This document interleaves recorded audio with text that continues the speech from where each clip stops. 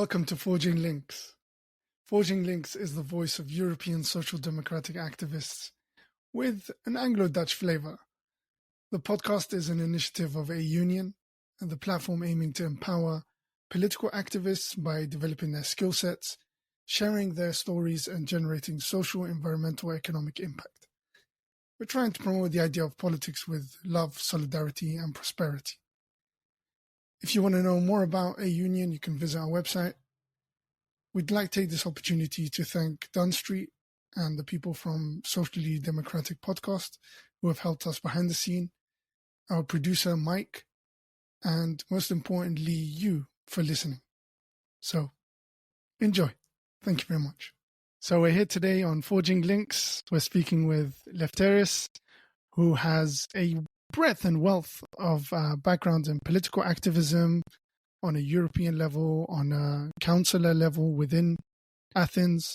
You live at the moment in Greece. You've been working in Greece for a while.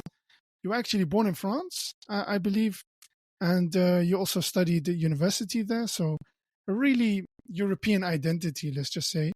And right now you are really deep working in the whole area of refugee and migration issues within Greece, and of course the impact of that is on a whole European level. I mean, please tell us about yourself, and especially your name, which I will struggle to pronounce. Yes, thanks for having me, first of all. My name is Lefteris Papagiannakis. I'm the director of the Greek Council for Refugees. I have done a lot of things, during my career, my professional career. I was working with the Muslim minority in the north of Greece on education, and then I worked as a legal counselor in the political party Ecologist Greens.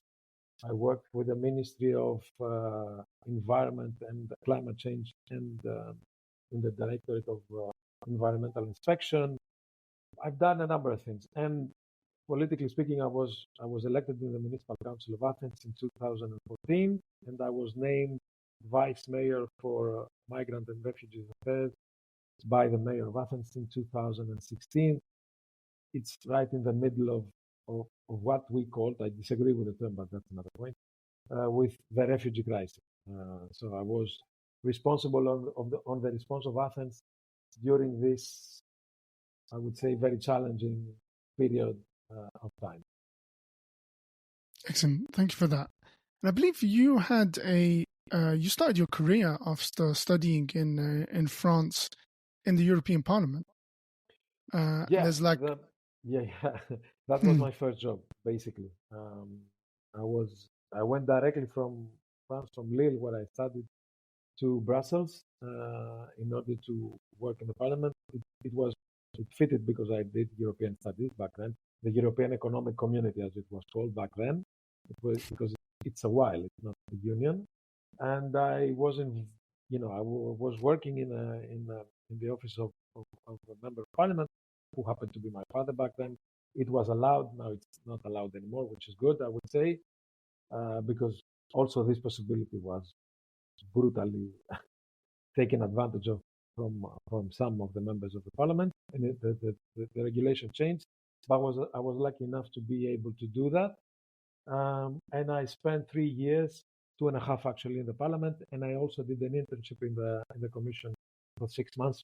The internship that I think most people that are dealing with European affairs have gone through, because it's always almost mandatory, I would say, to go through this. It's like a rite of passage. Because, it's the first contact that you have with the Commission and the work that European institutions work. So it was extremely interesting to know a bit of both sides, I would say. And that's an interesting point. I met you in Athens. I was on a visit. We were talking to a whole bunch of lecturers and politicians and NGOs, and I spoke also to the Dutch ambassador to Athens. Most of them were kind of like, oh yeah, Greece is doing okay, we're trotting along, things are getting better, because they were really bad during not just the refugee crisis, but before that, the financial crisis or the Euro crisis that occurred. there had been such a low point that things could only get better, let's just say.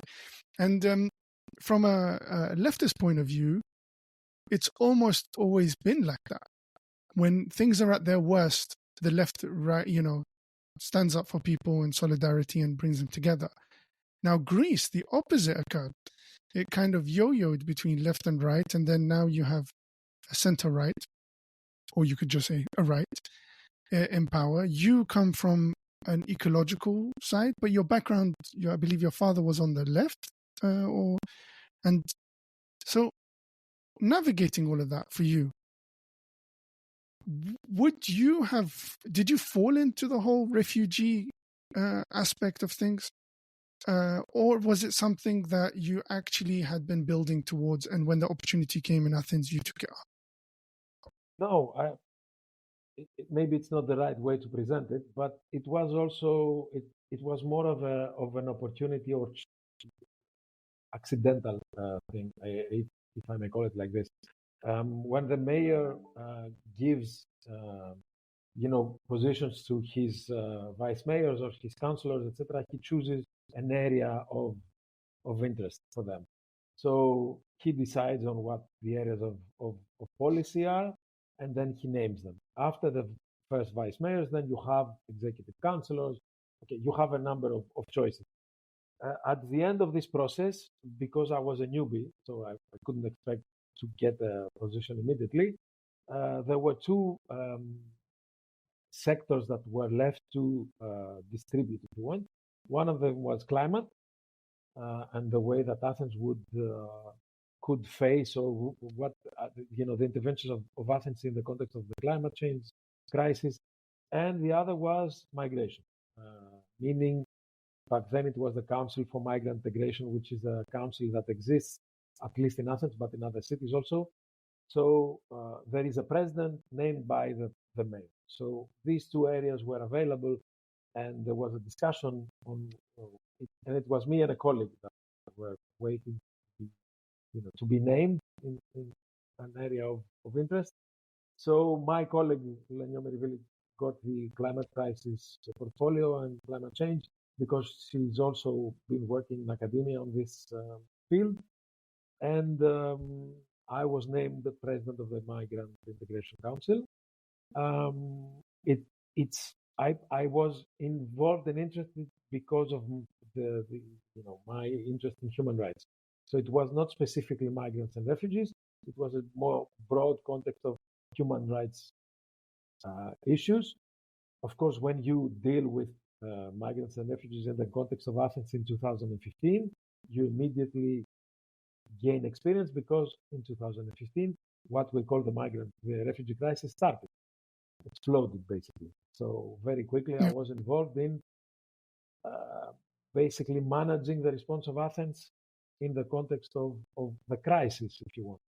So we created a whole new set of interventions and initiatives from the side of the city, but also expand them with collaboration with other Greek cities, but also other European cities, etc. So it went on from there. It was not something that was in my mind to do.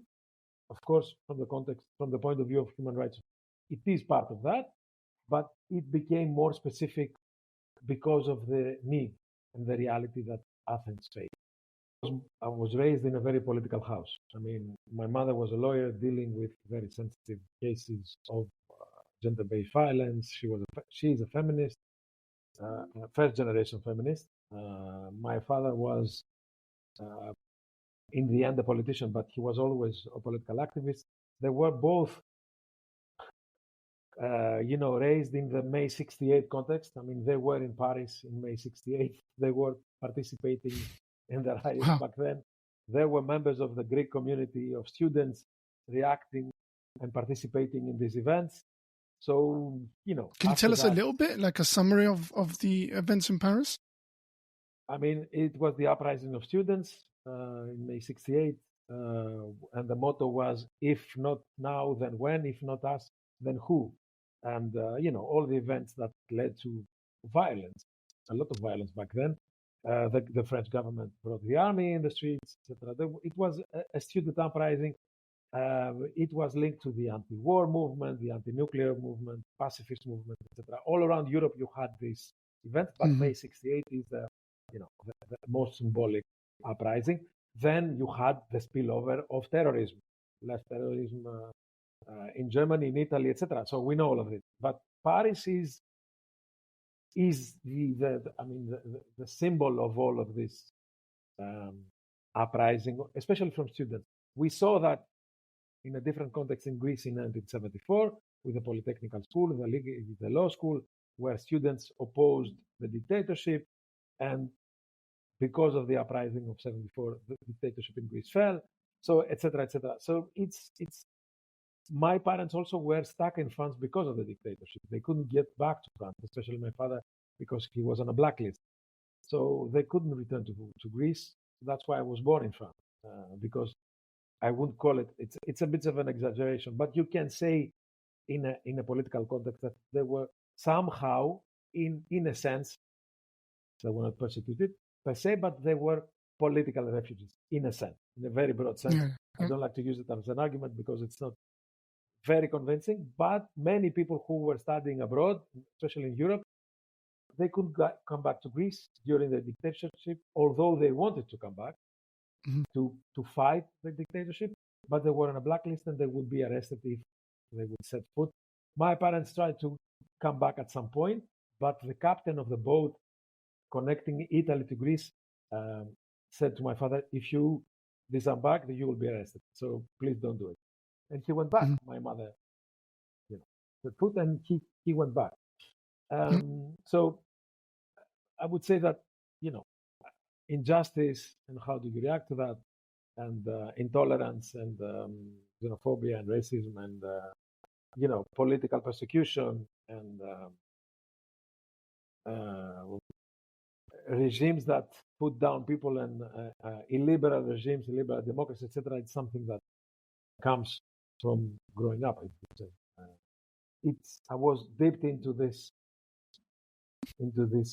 portion of politics since a very young age.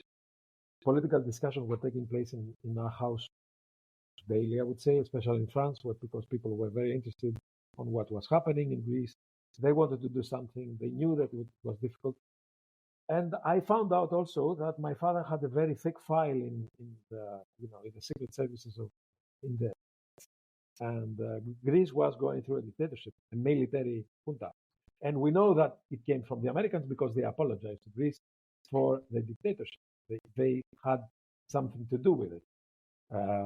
They thought that the communist danger was ante portas, and they basically led Greece into the dictatorship, like all South American countries. So we are part of this universe, if you want, and we cannot forget it, because friends of my parents got tortured in prisons. They stayed in prisons for a long period of time. Pre-dictatorship period, my parents were persecuted by authorities. Friends of my parents were also beaten up by enemies, by right-wing extremists or paramilitary or para-state actors. So we grew up in this. So reacting to any kind of approach that could lead to this again, it's something that comes, I would say, naturally, but it is an instinctive reaction, I would say. Do you see a problem with being able to advocate for ecological and environmental issues in terms of resource allocation when you have these other major crises, financial, refugee, occurring almost on a yo-yo basis in Greece? It's either a refugee crisis, and then suddenly that slows down, and then you've got another mini financial crisis or a scandal, and then it yo-yos back to it's never able to break through. Yeah, you can use the war in Ukraine also, that created the energy crisis, that also led to another financial crisis, etc. So it's vicious circles connected to each other. So it never stops. At least for the last 15 years, Greece has been through crisis mode, is in crisis mode, constantly, I would say. And when it is not a crisis mode, usually the governments use the crisis mode argument in order to avoid accountability, planning, investments, etc. So you say, I am in crisis, and you feel that you are out of, you don't need to be controlled. We are asking constantly for money to change things, but without presenting a plan, etc. So it can be part of a political game also, if you want, and that's why I'm critical towards what the government is doing and what the crisis approach leads to. As far as ecological or green policies and politics have to do, concerning Greece, I would say that Greece has lost a lot of opportunities to adapt to what was coming, always with very bad excuses, but always because behind the political choices, you had interests, financial interests, very strong financial interests that were not ready to adapt. Now that these financial interests are ready to adapt, you see a very strong investment in, renewable energies, etc. 20 years ago, they were not ready and they didn't let things progress. Now that they're ready to adapt, now they play game and they want to play it on their own, only them. So then they block any type of policy that includes citizens or associations of persons that could, for example, produce energy on their own without going through a major company. So Greece is run basically by financial interests and huge interest in general, because Greece is a very interesting geopolitical player because of. And then you see also China playing a very key role, of course, in this building quality at a fast rate. China's strategy is we do it ourselves. So they bring their people, they do the planning, they do the implementing, they do the construction. So it's almost like the money, they pay the money to themselves. But the side effect is you have a port that works.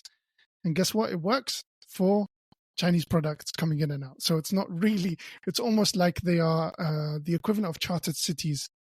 So those two, do they play a key role in this whole discussion as a solution side, that people say, why don't you get these guys in? We have our own, and our own are quite strong because they do a lot of projects in the Middle East. So we have a lot of companies present in Dubai, in Abu Dhabi, in the Emirates, etc. So we have that type of connection and we know how it works. But the Chinese, where it came into Greece, meaning they came into Europe because of the financial crisis. As you know, the biggest port in Greece belongs to COSCO. So COSCO came in and helped out, if you want, buying the port of Piraeus.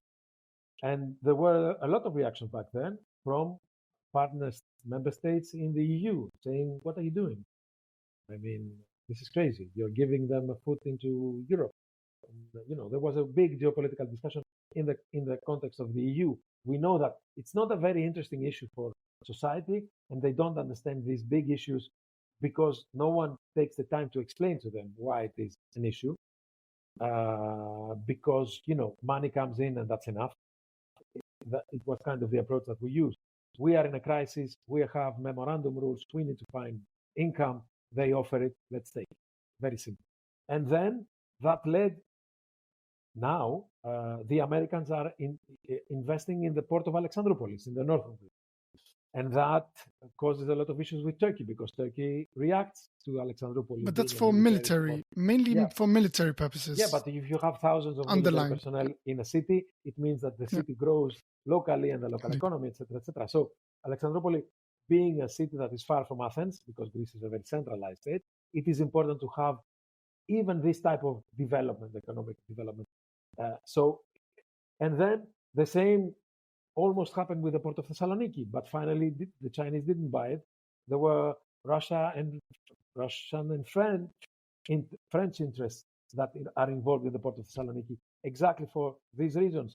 France wanted to be involved in order to stop the expansion of China. So it's complex issues that you need to explain in a simple way to people so they can understand the challenges that surround these issues. But it takes a lot of time, and you have to do it in a simple way. And many times people don't have the time to do it, and the governments do not care to explain. So you have a political debate on a panel. No one understands basically what happened. So they don't care. Money comes in, that's enough. Or they follow the counter argument. It is dangerous for our country, etc., etc. But also, we could explain, for example, that we have some type of neocolonialism through China getting position in the Sahel, in Africa, etc. And they're doing it in a much worse way because they bring their own stuff, etc., as you mentioned. So these are complex issues, but history has a tendency to repeat itself as a joke or as a tragedy. So let's see. I mean, something will happen. We don't know exactly what. What's the role of nationalists in this case? Because from what I've understood or read, nationalists don't seem to be in such an uproar about it. It doesn't come across as a matter of national pride to have all these investments. It's almost the opposite. Like, you look how wonderful we are. We're getting these investments. We should be proud of ourselves, which is ironic because pride, nationalists should stem from a national rebuilding programs and a national identity. How does that play out? Yeah, nationalists in Greece use only the identity side of things. Yeah. They get that Greece is very fragile from the economic front, and we need money to have a nation, and we need money to use nationalistic arguments. So they insist very much on the identity side of it. Now the big debate is demographics. Greece is disappearing, so we have to give birth to Greek babies. We don't need migrants, or else, the purity of the race will be. And they use this type of argument. So a very racial and nationalistic and racist. Our identity is important. The rest we will figure it out. If people want to give us money because we are Greeks, it's fine. Okay, we won't sell out everything, but some things, okay, let's do it. Also, don't forget that Greeks have a very high rate of approval of Russia, of acceptance of Russia in general, because Russians are blonde, are Christian Orthodox, they're pretty much like us. So they are viril, they're macho. We can connect, we can relate to them. So in Europe, we have the highest rate of acceptance of Russia and Putin, etc. And these things mingle, and they how can I say, they're intertwined, and it's a very complicated outcome. What you get is very complicated, and it's very mixed, and sometimes it's very confusing, to be honest. So yes, we are Europeans, but yes, we are also supporting Russia because they are religious brothers, and the arch between Greece, Serbia, and Russia. Okay, Russia are in good terms with China, so it's okay. So it's a very complicated and very, how can I say it? It's a very confusing mix, depending on the period. But basically, nationalists use the identity side of the argument. It's very difficult for Northern or Western Europeans, basically the Benelux, Germans, French, to fully comprehend the situation in Greece and the vulnerability of democracy in Greece in general. Reckons that the center-right, New Democracy, is the best option. I think their leader is almost like the poster child for the Christian Democrats or the Christian right. He is like all the conservatives generally. They seem to just put a lot of pressure there, a lot of support towards him and his government and the New Democratic movement, how democratic it is. But regardless, that added value of interest and support towards the conservatives, how detrimental has it been towards the Greens and the socialists to be able to advocate for alternative policies? Basically, socialists were blown away because of the crisis, because it was the socialist prime minister who brought Greece into the hands of the IMF. Lefteris Papagiannakis, back then in 2010, announced that Greece has to go into a memorandum because, or else we're done. Or else we are going to declare bankruptcy. So they paid that price. And they paid that price also because... This was PASOK or... PASOK. PASOK, yep. The PASOK has never recovered since then, a movement. Never recovered. They are a bit better than they're in a bit better shape than in the last, I would say, 6 to 7 years, but they have never recovered. still, because they were replaced by Syriza, by this the left movement. So who took their place? So they never recovered from that. The Greens never managed to create a strong movement because they were always participating in another movement, or for me at least, the Green movement in Greece started by a very leftist origin and never decided on how to participate in political life. Do we have a more German approach, if I may call it like this? A more realistic green and governmental, if you want, at some point approach, or we are going to continue to be a more activistic green movement that hopes at some point to convince everyone that this is the important issue and we need to go in this direction. They never managed to decide, and they never managed to break, and they never broke their glass ceiling. They broke their glass ceiling by participating in the Syriza government back in 2015. But the choices that the Syriza government made, some of them were completely opposite to the values of the Green movement. And it took a toll also on the Green. And they have never recovered from that either. So we have many smaller green groups trying to take over the Green legacy, but it's ineffective because it's always the same people coming back, declaring their interest to participate, etc. But if you see the same faces, there is nothing new. And the same faces also are an issue in the Green movement. In my opinion, it doesn't concern me, and it has to do with people I know. But unfortunately, if you use the same people over and over again saying different things, it cannot be convincing.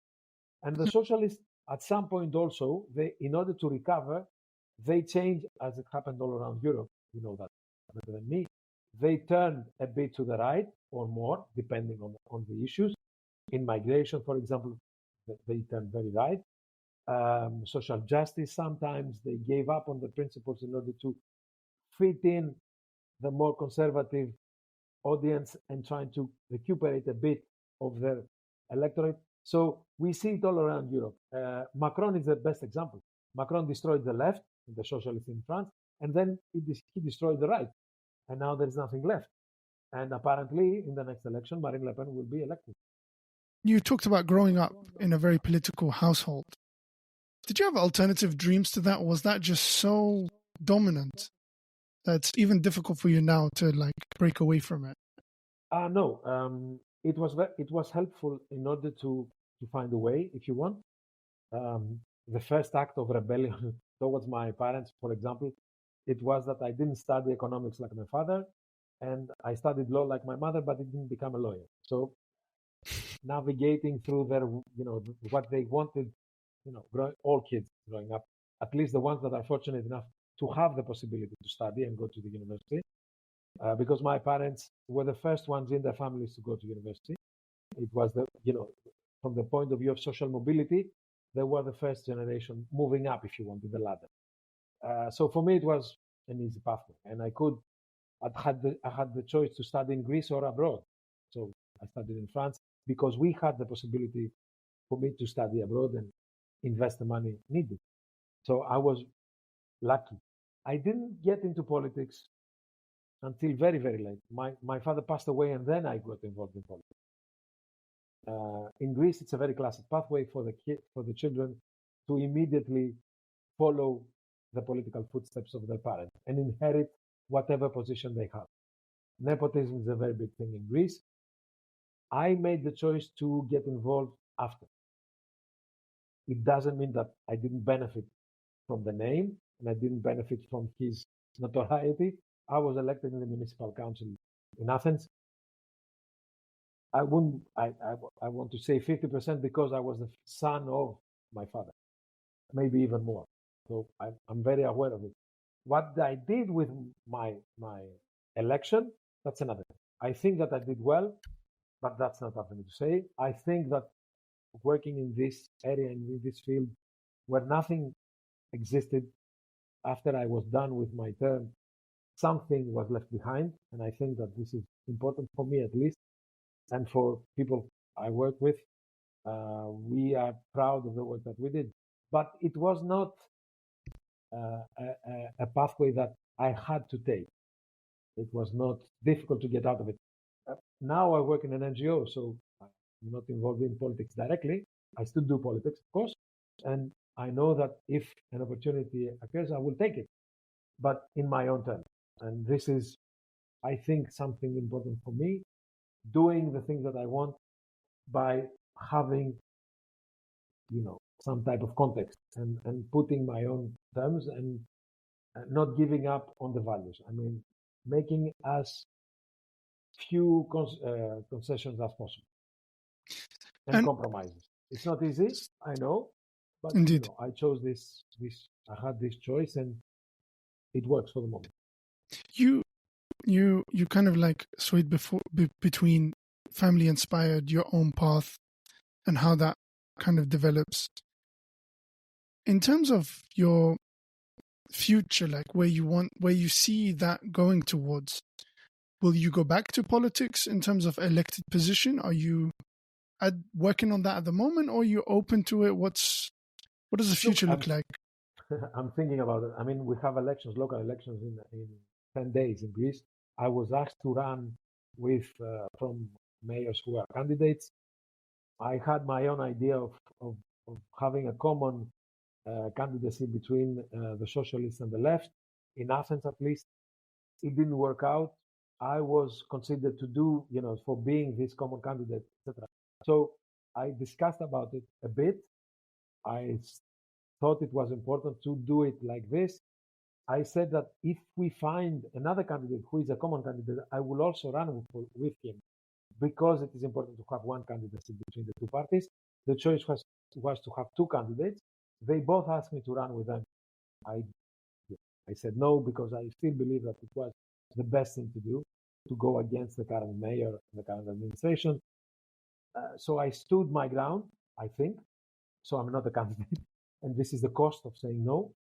I'm not. So that forging those links between the different parts of the left, and you said how in Greece and I think across most Southern Europe and Middle East, politics is an integral part of society, but it never seems to translate away from a preset identity. What I mean by that is there is a lack of space within a family environment, within a tribal or cultural environment of context, to discuss these topics of politics, rather than always the discussion seems to sway around, this is what we believe. Do you understand that? So kids, this is what we believe. There's no discussion about it. And that's how politics is run. And you find that kind of pathway is also in the leftist movement of, this is our values, you stick with it. And what that leads to is the lack of synergy and the lack of ability to cooperate with each other. How can we break that? Because that is one of the biggest achievements of the PvdA and GroenLinks in the Netherlands, is breaking that barrier and saying, but they broke the barrier, in my opinion, especially from the PvdA side, from a position of weakness. We are so weak that it makes no sense to continue on this pathway. We tried everything on our own. It's not working. Now we need to try something else. That's good that it's happened, but the position of starting is not great. And I hear something similar in the story you're saying, is like, look, have we reached the bottom yet so that we can actually realize we need to cooperate together?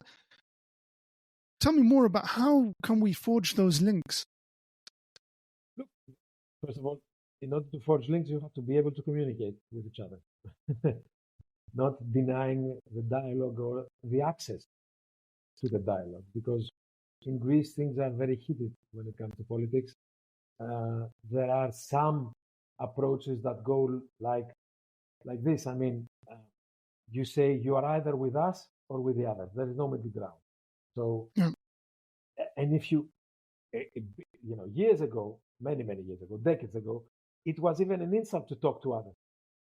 And the family and the political family and the tribe felt betrayed if you talk to the other side. It's a very tribal thing. We operate within the household. And we have a saying in Greece, what happens in the house stays in the house. And we do not communicate good or bad things that happen in the house, because we don't want to be talked about. So it's a very, I would say Greek, but I think happening in other places, but it's a very tribal thing. So communicating with each other, even if we disagree on many points, of course, there are limits with whom we communicate, of course. Huh? I mean, we don't talk to Nazis, we don't talk to racists. I mean, you have limits. You put red line on that. And the problem is that the left broke this line. And the socialists before them, but the left did a leap of faith by partnering up with the far right, homophobic, racist, conspiracy theories. This was the Syriza with government. independent Greeks. I Yep. mean, this broke the mold. I mean, it broke all limits. There was nothing after that. They gave them the Ministry of Defense, I think, at the time in the government. And others, and smaller ministries, but the main thing was the Ministry of Defense. And this is symbolic. They let them play with planes and boats and talking using the nationalistic narrative, the national defense against Turkey, etc. So the whole symbolic nationalistic approach, you gave it to them. So there is no limit going down. I mean, we struck bottom after that. I mean, and then suddenly you are invoking the values, etc. What values? So there is this issue, this womb that's still open. So we need to change that. First of all, we need to heal in a way, but we also have to be able to communicate. Well, I'm one of these people that participates in many initiatives, political initiatives, or activistic initiatives, and I know my role because I'm one of the few people that can talk to anyone, as they say. I have friends who say, "Come on board," because you can talk to everyone. You can convince others to come in because we are very, delimited. But you can do it. You can break the silence. So I understand my role. It's an interesting role, but it has limits because when both sides stick to their red lines, it's impossible to talk. So even if you want to play this intermediate role and bring sides closer together, which is not easy because in the end you get heckled by both sides, and you're left on your own in a way. And whenever you choose, the other side comes against you because why you chose them and not us. So it's always a very delicate placement, if you want, a very delicate position. But I think it's important to have these links and break these limits in order to open up a dialogue and talk about things. I mean, we are losing. Clearly, we are losing. And I think that the next European election, for example, it's going to be the gravestone of whatever effort. It's the last chance that we have. I mean, the simplest thing is to talk to all sides interested, and as an interested party. I mean, literally as an interested party, and as a party, a political movement or a political system, coming or at least talking to all sides, saying, "Look, guys, we have issues.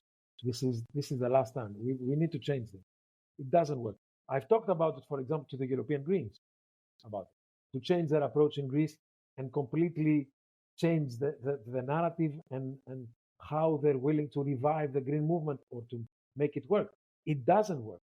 They've been doing it for 10 years. It doesn't work. They need to change it. Does it mean that they need to change the people who are involved? Maybe.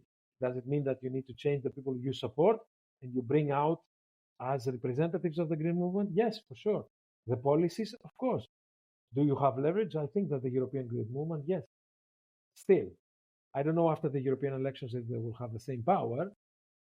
It is a because you see in Germany, for example, it's waning. Like the support for the green movement is waning. I mean, in the Netherlands, we have Frans Timmermans. He is basically the godfather of that, of the new Green Deal. It's so easy to target him and the whole green and socialist movement with facing them against what we see the rise of agricultural parties with agricultural policies, parties with anti-reduction of emissions, and that's across Europe, which is basically center-right or far-right grounds. But the same. And you see that in Greece. No, you see it in Greece, but you also see it in the context of migration. The weaponization of policies started I would say at an industrial level with migration in 2015.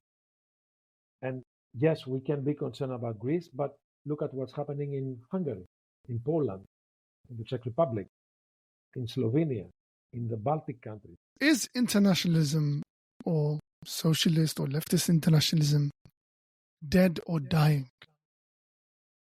Look, if we don't find another narrative and we cannot defend it in a different way, yes, I think it does. I mean, no one is convinced that it's a good thing to be able to live together or to be able to exchange views and to travel and to integrate, unless we are white. And I'm exaggerating now. I know that it's a bit of an extreme argument, but behind all of it, if you look deeper, that's the main point.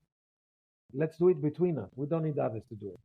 So let's create a closed system where we can enjoy the benefits of our wealth and our development capacities, and let's take advantage of what we can, and then fight the United States or China or whoever, but let's stay together and not allow anyone else to get in, because they take resources from us while we need them, and we are not getting, and we are losing citizens because we are getting older, etc., etc. So it's if you look at the data and you present an alternative theory based on data, and you try to explain what will come if we continue like this, I think that we can revert the tide. But we have to be very convincing, and we have to have a complete set of policies and proposals, and we need to do difficult choices. I mean, in the context of migration, we know that we will have to give ground. Yes, we do advocacy. Yes, I'm representing an NGO, and I defend human rights. But look, we never said, publicly at least, that the international protection system for refugees has returns in it. When we defend the international protection system and international humanitarian law, returns are in the system, are embedded in the system. So we avoid the discussion because we are not pro-returns. Of course we are not. We need to give all people the opportunity to thrive. So it degrades the reality, the protection of refugees in the EU. And it's based on the policy that was implemented in the border of Greece and Turkey. And we use the example of 2015 as a crisis, but we forget that in 2022, we received 8 million Ukrainians in 8 months. And it was not considered to be a crisis. Why? Because they're white. Sorry, but this is the difficult discussion that we need to make. Simple answers to complicated questions. They don't understand why people move. Why do they come here? Why don't they go to countries that have the same religion as them? Why don't they stay over there, etc., etc. When you explain to them, for example, that 85% of people who move stay close to their countries, and what we see is the result of the other 10 to 15%, which is a smaller percentage of people on the move, basically. And what Europe sees is even less than that. So we know that, national decisions and national conflicts or national political choices somewhere very far affect human mobility. We know that. People don't understand that. You cannot explain that to them. For example, can we explain now that thousands of Armenians are leaving Nagorno-Karabakh and they're going into Armenia? If someone ends up in the European border asking for asylum because he was living in Nagorno-Karabakh and ethnic, and they call it ethnic cleansing, etc., etc. Actually, it was not Armenia, but it was an enclave. So it's very complicated for people. They see something that happens over there, and the result is people on the border. That's it. And they need a simple answer. So we would need to present this simpler answer in a much different context. Yes, keeping up our values and our approaches, but we need to make it simpler. It's a very complicated world. People don't get it. They don't follow as quickly as they should, or as they could, or as they would. I don't know how to say that, but we need to make it simpler. And this means compromising, because you see it all around Europe and you see it in the world. I mean, take the example of the US. People have a tendency to be conservative because the basic human instincts are conservative. Survival, it's the most conservative instinct. I need to survive. what will I do about it? Whatever it takes. This is the basis of conservatism. I need to survive. Then my family, then my extended family, then my tribe, then my clan, then my village, then my country, nationalism. I put it very, very simply in a very blunt way, but instincts are very conservative. So people have a tendency when they are pulled from two sides, the majority, the big majority, to go with a conservative choice. We see that. And as long as we pull the strings to the two extremes, more and more people will become conservatives. And the more we do that, more progressive parts of the political parties will become more conservative in order to keep, their role more important, or keeping the role at least at a minimum. Yeah, I'm really concerned that basic ideas of welfare support, basic ideas of worker rights, basic ideas of social housing, all these things that post World War II European states had as a default, because they were desperately needed to reassure people, have become radical ideas today. Yeah. If you propose a government to go spend $3 billion on housing in the Netherlands or any other European region, it'll be seen as, you're intervening in the market. This is not the way forwards. It won't be of a good quality. The objection is from the left. The objection is from people who share your values, yet alone those on the right, yet alone from those who think in a market-driven. So it's almost like, I totally agree with you. If I come advocate for internationalism today, it's radical. It's unprecedented. It's unacceptable almost from any party that's on the mainstream. And yet, if we don't, the consequences are we will continue to lose ground to people's instincts, or people's instincts to try and keep things the way they are. I think the biggest disease of electoral politics today is the desire for stability. Yep. Everyone is desperate for stability. And that's probably why I think Syriza just voted for a new leader who just radiates a radical stability, I think is the best way I could describe it. Look, if you want my opinion, I will give it anyway. I mean, the election of this guy proved at least one thing. We hate women in Greece. We hate women. And it's the second time that the woman who is the favorite loses. It happened to the right also one time.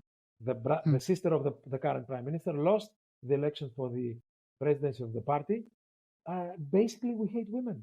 We cannot imagine having women involved at such a high level of governance. So it's not something conscious, and people will disagree with me, I know. But unconsciously, we hate women. We are last at the index of genders in Greece. We try still to convince that equality is necessary, and it costs money, inequality between genders, etc. So basic thing. And not only that, the guy and the way he speaks and the way he acts, it's a Trump model. He's from the States, and he's very much affected by it. People do not agree. They disagree fervently with that, but we see it. You have words that come out, gestures, and the whole image. I mean, he appeared in the Congress when Syriza decided on who is going to be a candidate. He appeared with a blue navy suit and a red tie. You know what this is? Syriza is historically more left than PASOK. Yes. Some say even communist, like as in old school communist. Neo-communist. Yep. Or European Neo-communist. Yep. That's not the problem with the tie. The blue navy suit with the red tie is the Trump outfit. And I'm sure that at some level, the guy who proposed, or the team who proposed him to do it, because there is a big discussion in the United States now that Trump is not appearing in public because he has this legal stuff going on, etc. All his co-candidates, men, wear blue navy suits with red ties. And it's called the Trump outfit and the Trump meta effect. And there's a big discussion why they do that, even unconsciously. They want to project that they're going to take it place to the public. And he did that. And I'm sure that it is connected. But this is my... You know what it is on one side, there are some identity politics involved in this gentleman's position. So it's on one side, it's very radical, who he is, his background, coming from the States, And on the other side, it's like this typical white savior type approach. It's this paradox of what the divisiveness of it. It's not driven by values, but it's driven by aesthetics. And I find that really and on top problematic. of that, people say, look, the most important thing in this context is that he brought his husband with him, and he broke the mold that, Greek society is hostile to gays, etc., etc. So this is important, the visibility. And I completely disagree. It's a very complex discussion in Greece because we are not there yet. How do you explain that even within the gay community, you have privileged people who are white? And if you see what white gay people vote in the States or in France, they're very, very conservative, extremely conservative in the context of identity. They're white and they want to be white forever. So it's not because you're gay, that doesn't mean anything politically speaking. It changes the view, it changes the visibility, but the value side and the political side, maybe it's worse. So we all mix it up and then we have a mush. We have a cocktail of nothingness. But that's my opinion. If Greek women tomorrow decided as a collective, let's just say, to not go to work, Greece's economy would have to default on that day. It has to do with society. It's a complex issue. And we are coming from a very long way. We come from a very traditional society, very paternalistic, very patriarchal, etc., etc. So it's a complex issue, actually very simple. But the past is there to lead the future, unfortunately, and we have to change it. And it won't change the way we do it. It has to be radical. And unfortunately, the political parties are falling into traps in order to make the discussion around gender equality. And it's wrong, completely wrong. And it costs to Greek society and the Greek economy, if you want. Just on the last point, what advice do you give to activists who are trying to navigate the European political landscape today of identity politics, of discrimination, of promotion of the right and the threat of the far right? How can we maintain hope? What is your advice? I can share my experience. Being an activist means that you are able to talk to anyone with the limits that I presented, at least, and everyone has its own limit, but let's say that it has to be broad, a broad scope in order to be able to feel and understand the context, but in the same time, keep the values and not necessarily follow always the protocol. Being civil and polite, yes, but name what has to be named, even if this makes people uncomfortable. It's very simple advice because I see it around me when, for example, I discuss about racism and I say, look, guys, sorry, but this is racism and we need to call it out as it is. People usually feel uncomfortable. It's not a word that everyone likes. They feel that it generalizes things or it puts someone at an uncomfortable position. Yes, it doesn't matter because the things that are happening around us put us in a very difficult position. And I'm sorry, but not to speak out against it just because it is uncomfortable, it's not enough. That's a very, I would say, simple advice because I especially this year, I decided that this way of doing exchanges with friends, colleagues, acquaintances, etc., being nice or polite at a very high level is not enough. We have to call things out as they are. Even if it makes people uncomfortable, we need to keep the discussion at the level that it should be. And when it is racism, we have to call it out as racism. It's not going to change a lot of things, but at least you have a baseline. You say, look, we have to discuss above this. It's racism, that's it. Okay, you need to have arguments, you need to present your case. I'm not saying that's as simple as that. But, being able to talk to a lot of people and keep things real, it is important. I really appreciate that. It's about see it type of mentality. If we see something that contradicts our values, we need to say something about it. And then at the same time, without contradicting it, open dialogue and discussion. I mean, democracy is built on that. You can say, I understand your disagreement. I understand your point of view. I see where you're going with it or where you come from, etc. Yes, all of it. It's not a clear-cut case. It's not you're with us or against us. But you need to build your case. You need to explain why you see it like this. You need to give examples of history, how history evolved while we were waiting for things to change. I mean, we have the example of the First and the Second World War and what happened after it. And because of we talked a lot about Europe. Europe exists, the Union exists because two countries that killed each other, literally killed each other for years, decided to cooperate and bring in all the others who also killed each other. The solution is not to kill each other again, is to keep it functioning based on values, remembering why we are here and why this started. It started because our grandparents killed each other. Yeah. And if you look at national history, you will see even more examples. Yeah. All families in Greece, for example, faced the consequences of the civil war that followed the Second World War. So it's a wound, it's still an open wound. And I believe that in many countries, we see that people who collaborated with the Nazis or countries that collaborated with the Nazis, Germany itself. So we have historical wounds and we cannot forget about them. Not keeping them alive, but not forgetting about them is important. History is important, and having a basic knowledge of why we are here today, and we are able to discuss amongst them. Lovely, man. Really appreciate your time. And I know you've had a very busy day. I know that today you had some troubles in your office. I really hope they are resolved. Thank you. And, we're right there behind you. I hope with that we will see I was just about to say new dawn, but that means something very different in Greece. I hope we have a new sunrise of cooperation and forging links in Greece for a better Europe and a better world.